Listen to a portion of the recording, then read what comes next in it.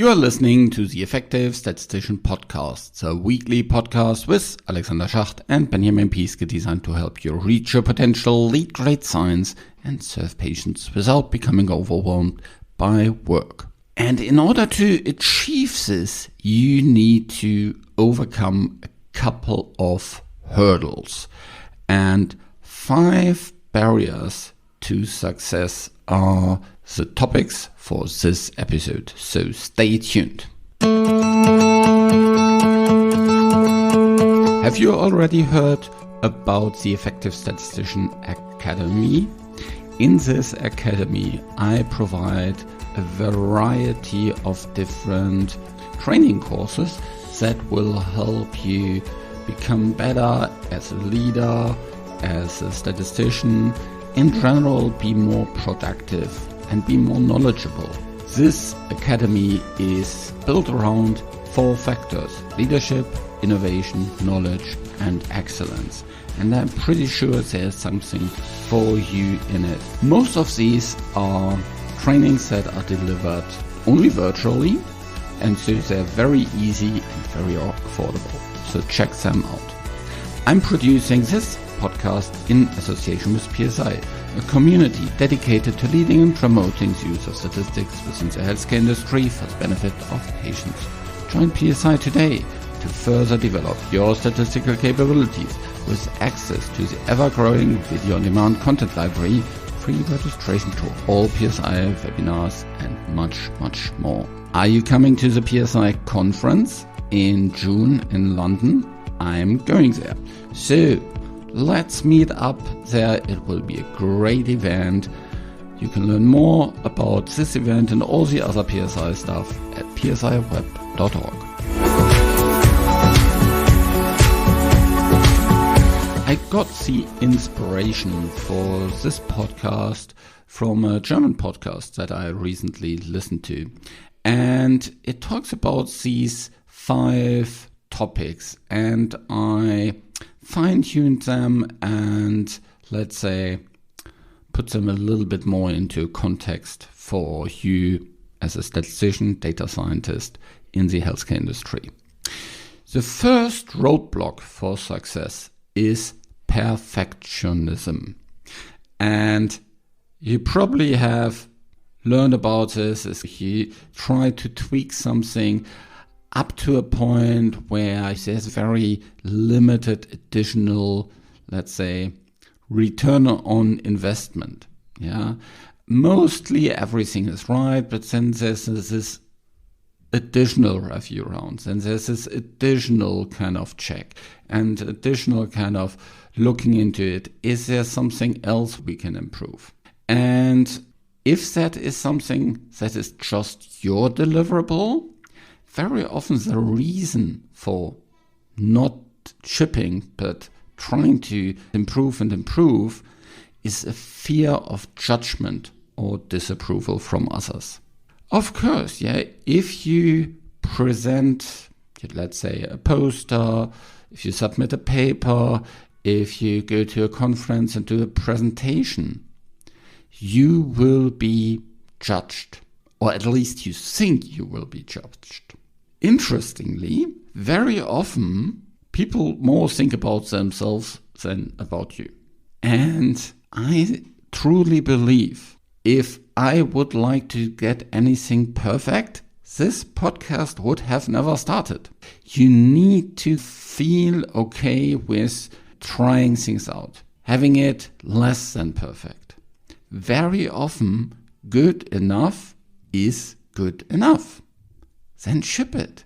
Get it out there. Jump over your fear of kind of not getting it perfect. Other reasons for perfectionism are poor self-esteem or something like imposter syndrome, like you're feeling you're not good enough or you're not worthy enough or something like this. Or maybe also this kind of need for being completely in control of things, and that everything is really moving super smoothly. That will rarely happen. There's one other reason. Maybe you're tying your self-worth very much to your achievements. That you think if there's a critique on your deliverable, your paper, your presentation, your code, whatsoever, that this is a judgment on you rather than on the work product. And of course, if you always try to be perfect, you'll never get anything done. And for most of what we do, it does not need to be perfect. And I'm not sure that there's even such thing like perfect. Yeah, very often you need to make a judgment call. You need to say, okay, is that good enough? Did I do my due diligence? Did I do the important checks? And then get it out the door. Yeah, that way you can move on to the next important project that is not tackled just because you're still working on this slide set or whatsoever.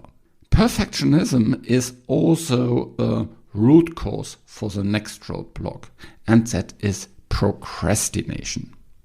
However, procrastination has lots of different factors that drive towards it. And I'm also procrastinating certain things all the time, especially the things that I don't like doing because I, let's say, don't have the mental energy to do it. And for these things, it's really important to do them when you have this mental energy, let's say early in the morning, yeah, or whenever your mental energy is big.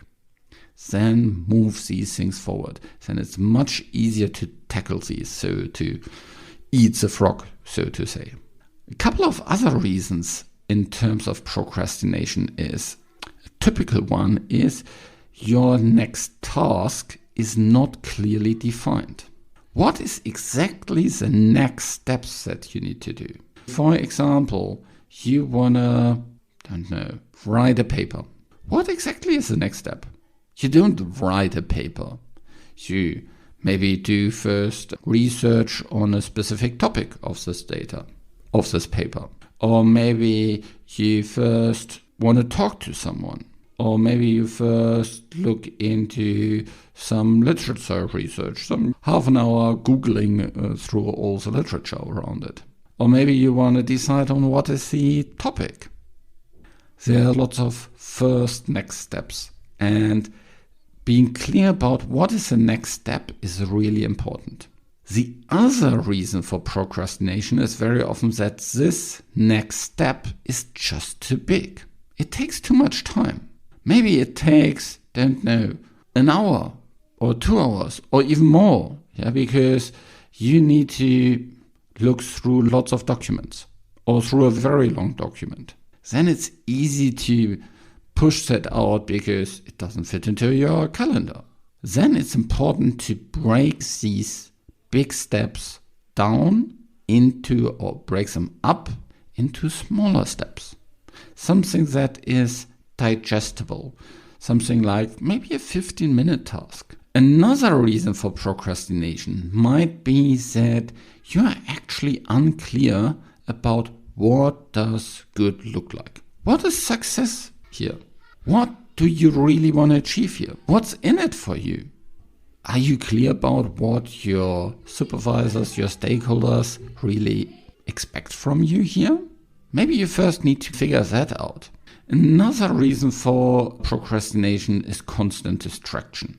And yes, that is so easy in our world. There's yet another chat that is coming in. There's yet another email. There's another meeting that I could go to, or another training opportunity, internal training opportunities that I could go to.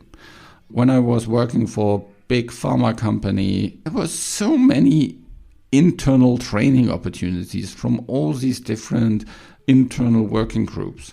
And of course, you could spend lots of time on that.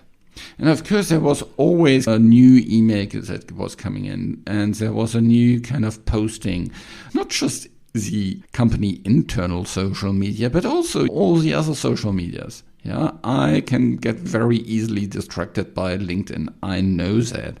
And if I really need to get something done, I need to put my smartphone away, cut shut down everything on my computer just that I can focus on this one really important thing.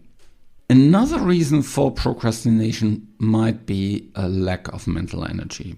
That is, if you don't like something. But also generally, if you don't have a lot of energy, then it's really hard to get anything done. Then it's really hard to get going. And then you just go for the path of least resistance. And that is really bad. That is procrastination. Another reason for procrastination is actually also the next big block, the next big blockade that you can have. And that's procrastination is one problem around it, but there's many other problems. And that is being busy. When did you last tell to someone, you're busy, you're stressed, you're running behind, you're overwhelmed? When you're feeling like that, and when you're feeling like that over a very long period, that can actually lead to a career crash. If you're constantly busy, it's likely that you're spending a lot of time on unimportant stuff. Of course, you have heard about the Pareto principle. 80% of what you do leads to 20% of the outcome. And 20% of what you do leads to 80% of your development, of your next step. You have probably seen that if you go for promotion or if you're in an interview. Of all the stuff that you have done, of all the projects you have worked on, there's very often just very few things that stand out so much that they move the needle. Do you know what all these unimportant things are? Do you really need to do them? Can you delegate them? Can you automate them? Yeah, I've talked probably earlier in this podcast about these different filters that you need to do for all the different tasks. The first is, do you need to do it at all? Can you automate it? Can you delegate it? And only if these don't work, then you can do it yourself. Being busy also very often leads to failing to invest in yourself, in your personal development. And of course, you have a lot of kind of training on the job, but you also need external impulses. You need external input. You need to read. You need to listen to podcasts like this one. You need to go to conferences. You need to invest in external training so that you learn something that is not coming just from your company, from your organization. Because looking beyond your organization, that is where you get a lot of bigger learnings. Being busy, of course, also leads to a lot of stress. Not taking pauses, you run out of energy. I talked about this. That leads to procrastination. And it really leads to reduced productivity. There's some research that when you go over a certain number of hours that you have worked, your overall productivity actually gets reduced. So the more hours you work, the less you get done. Another failure or another kind of problem about being busy is you very easily get into this reactive mode. You're only reacting to emails, to meetings, to announcements, to whatsoever. You're not driving things. You're driven by others. And that, of course, doesn't help you to follow your career path, to develop your skills that you really want to develop, to pursue the projects that you think are most important, to pursue the projects that will help you develop most. So being busy is really bad. And I think there's an epidemic in terms of that. And my perception is it's only getting worse. The next blockade or the next blocks that you can see in your career, and this is a really important one and a really big one, and it's also very widespread, is fear of failure, fear of rejection. On my LinkedIn profile, I have this short sentences about fear is a reaction, courage is a decision. And if you just fall prey to fear, you will not be able to innovate. You'll not even try to do something different, because doing something different is inherently dangerous. You could fail. You will most likely not expose yourself in a way that you want to present somewhere, or that you volunteer for a new project, or that you speak up in a meeting, or that you present to senior management. And that leads to a lack of exposure. You're just someone. And for higher management, you're just Fred the statistician. One of the many statisticians, one of the many data scientists. They may have heard about you, but they have no clue who you are. Exposure to senior leaders is one of the biggest factors for success. Because if you have this exposure, you are on the mind of these people. And if you're on the mind of these people, you will get opportunities. You will get development opportunities. You will get interesting projects. All these kind of different things. But if nobody thinks about you, your career doesn't progress. You just stay where you are. Why should anybody move you, promote you, reward you, give you opportunities if they aren't even thinking about you? Exposure is really important. And if you fear failure, if you fear rejection, you'll not get that exposure. I've heard about all these hurdles before, and this fifth hurdle was really an interesting one. The fifth hurdle that was mentioned in this podcast episode was missing inspiration, and I would add missing passion. I'm personally very passionate about what I do, and I've over the years I engineered my job to really be in alignment what I like, what I love, what my inspiration is, where my passion is. This podcast is a source for inspiration for me. It's a passion project, and I never get bored by it. I always love doing it. And if you don't have this inspiration, this passion, I think you lack drive to actually move things forward.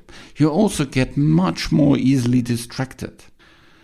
Another aspect is, I think if you work with others, this lack of inspiration, this lack of passion will come through.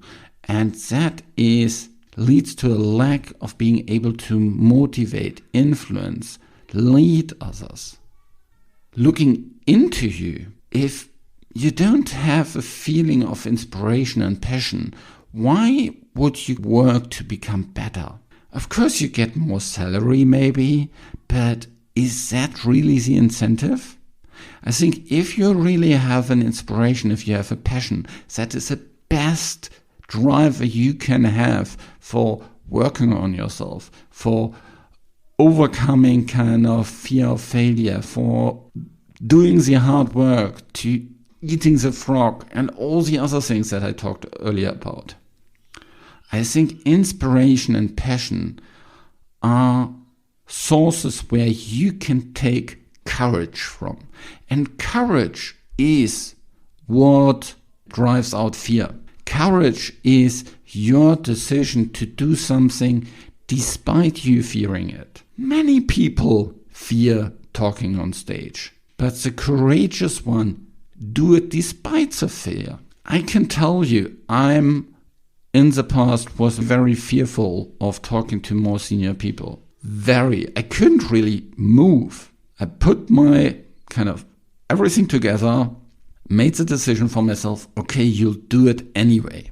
And now it feels much easier, but you need to have this courage to say something, to speak up, to reach out.